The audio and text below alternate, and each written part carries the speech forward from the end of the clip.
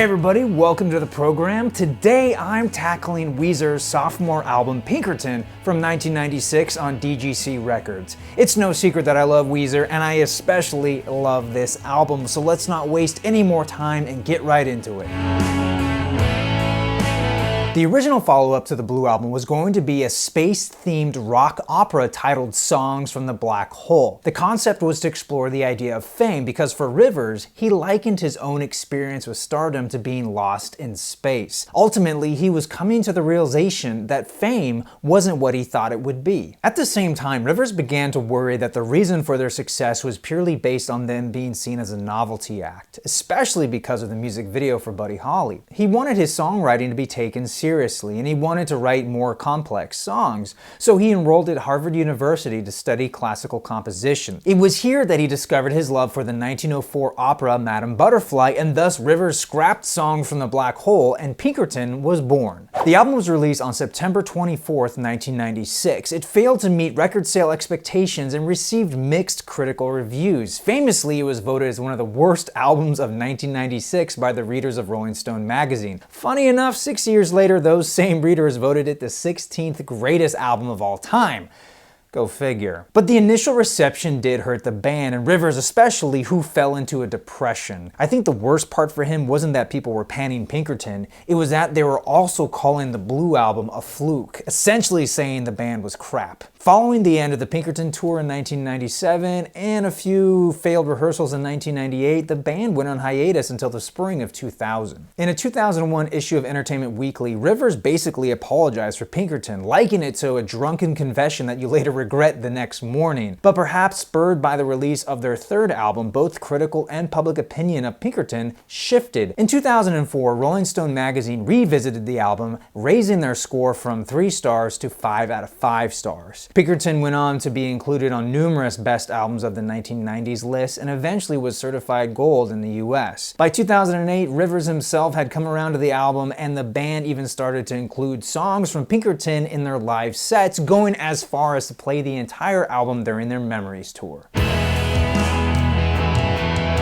Before I get into this particular vinyl release, I want to touch on one cool feature of this CD release. Now, the jewel case is nothing special, but keen eyes will see a picture peeking out of the center hole. Now, if you take out the tray, the Pinkerton map is revealed. Supposedly, Rivers put the names of people who influenced him on the map, but to be honest, the printing is so small I can hardly read it. Moving on to the vinyl release, my particular copy is the Vinyl Me Please featured album for May 2016. Overall, this is a fantastic presentation, and while it doesn't state it, it uses the same master from Mobile Fidelity's 2013 pressing. I don't know how common that is, but I'm not complaining because as much as I love Mobile Fidelity, I hate how they have to put their branding across the top of the album art. See my Blue Album review for more on that. Moving on to the cover, the artwork is called Night Snow at Kambara, and it's number 16 in a series by Japanese artist Ugatawa Hirashige. I apologize if I get that wrong. It was made sometime between 1833 and 1834. The Pinkerton version differs slightly as they remove the lettering and the sky. So I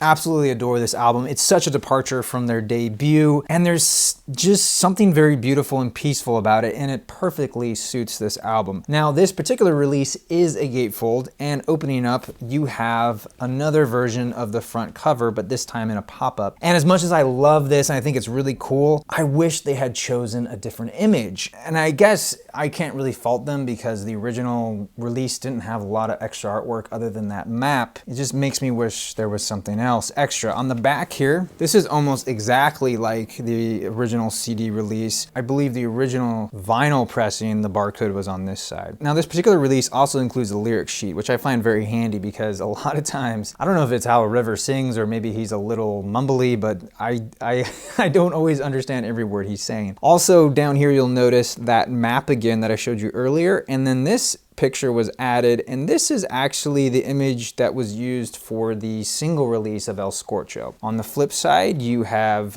2 pictures of the band, I think recording this album. Now the record itself does come on this beautiful translucent, it's almost got like a marbling effect going on. I don't know how well you can see that. What I really like is that side B here uses the artwork that was used on the original CD face, and side A uses artwork again from a different portion of this picture. I like it when when they have unique label art on both sides. Anyway, really cool release. I love how it sounds.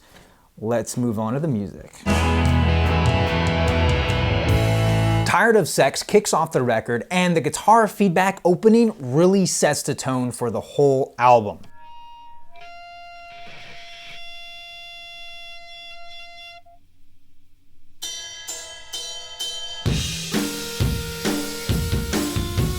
It's an announcement from the band that says, hey, this is a different animal than our debut. Wake up and listen. More so on this song than all the rest, I can really hear Rivers expressing the emptiness of fame in the lyrics. I don't know who I am. Following suit is another hard-hitting track, GETCHOO.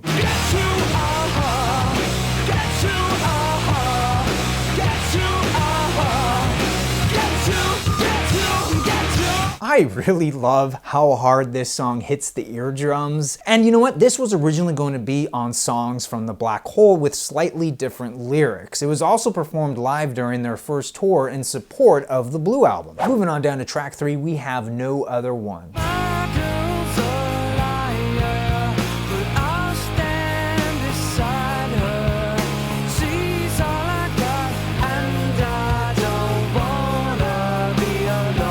Man, oh man, do I love this track. I think it must have something to do with the fact that it's also in 3/4 times, similar to My Name is Jonas. And whether or not it was intentional, I do find it very interesting how similar this song is to another Blue album track, No One Else. It's almost like that character found the girl he wants, and now he's singing about her in this song.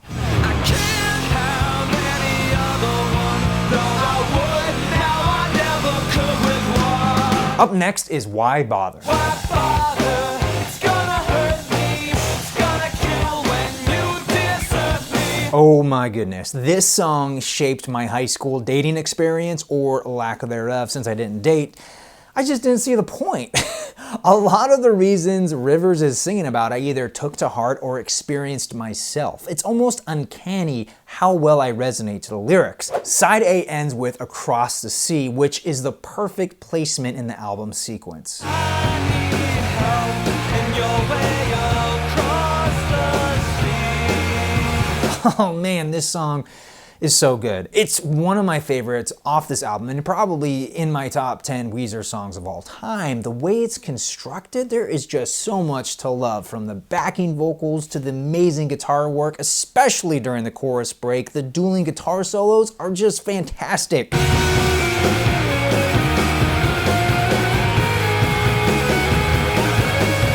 And I love how they lead right into that beautiful bridge slowdown.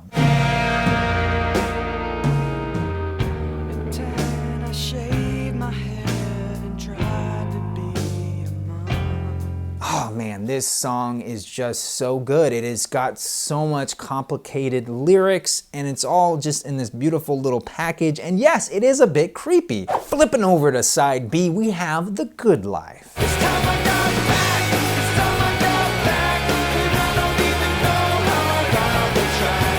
I wanna go back, yeah. All right, straight up guys, this song is amazing. It's an anthem to growing older and feeling uncool, which is totally relevant in my life right now. Not that I'm saying I'm old, I'm just saying I'm starting to feel this, you know what I mean? Even though Rivers was in his mid-20s when he wrote this song, he was feeling old because after his corrective leg lengthening surgery, he had to walk around with a cane during his recovery. In fact, you can see an x-ray of his leg on the back of the single release for the song. Getting back to the music, the last thing I want to point out is how the bridge breakdown totally reminds me of Layla.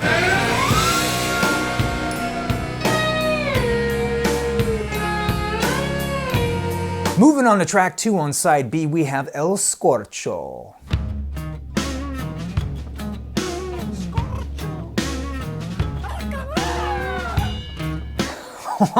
I love the silliness of this song, and I feel like it's one step away from being a hip-hop tune, especially the last verse. But that's just a stupid dream that I won't realize, 'cause I can't even look in your eyes without shaking, and I ain't faking. I'll bring home the turkey if you bring home the bacon. This was the first single released, and many have blamed it for the album's poor initial sales. It was just too different from the Weezer people were expecting, but that's only if you were able to hear it, as many radio stations refused to play it, and MTV failed to push it as hard as they did for their previous videos. Up next is the third single off the album, track 3, Pink Triangle. Big triangle, honesty.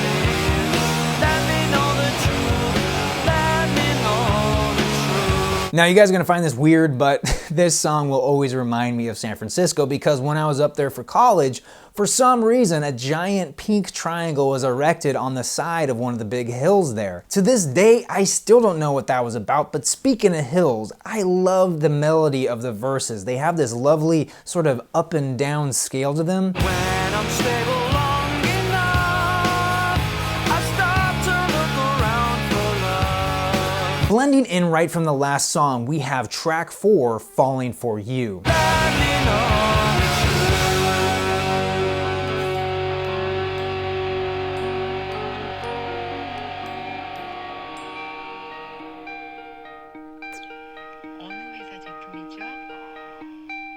Interestingly enough, this seamless transition between the two tracks marks the first time Weezer used this technique. Also, the voice heard at the beginning was actually a result of Rivers' guitar amp picking up radio interference during recording. He loved the happy accident and left it on the master tape. I gotta be honest though, guys, this is my least favorite song on the album. I don't hate it by any means, and when you compare it to the rest of their catalog of songs, it ranks up there, but I do find it a little too simplistic, especially when compared to the other songs on Pinkerton. And lyrically, it's a bit on the nose for my taste, but maybe that was on purpose because I see this as Weezer's take on a cheesy love song. I will say that the guitar parts are stellar on this. Check it out.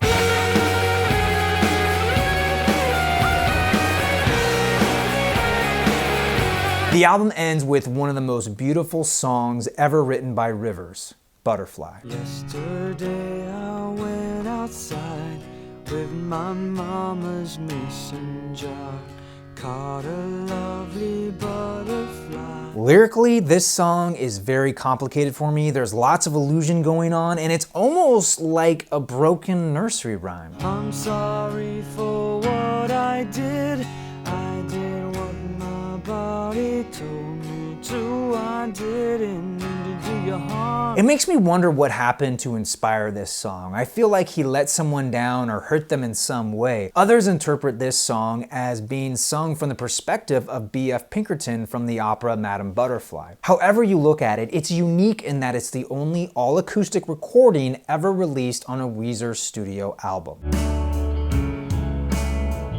Well guys, clearly I love this album, and while I didn't buy it when it came out, I did get a copy a few years later around 98 or 99, and I loved it then. But at the time, I didn't understand the hate or why Weezer had suddenly disappeared in the time since its release. I'm happy that Pinkerton has been given the credit it so deserves. It's a modern classic and a must-own in my opinion. Part of what makes it so good is that it's equal parts simple and complicated. There are layers to the album that open up the more you listen and understand what Rivers was going through. In short, I love how personal this album is to Rivers, and that's really the reason I believe it will continue to be a classic and resonate with generations to come. Now, if you're looking to pick up a copy on vinyl, obviously the Vinyl Me Please version is a great one to own. Another readily available release is the Mobile Fidelity version that came out in 2013. If you already own a copy on vinyl, check out the deluxe edition that includes a ton of B-sides and live cuts spanning across 4 LPs. Lastly, for all you collectors, there is an original 96 pressing, but if you want to get super meta, pick up the Japanese version,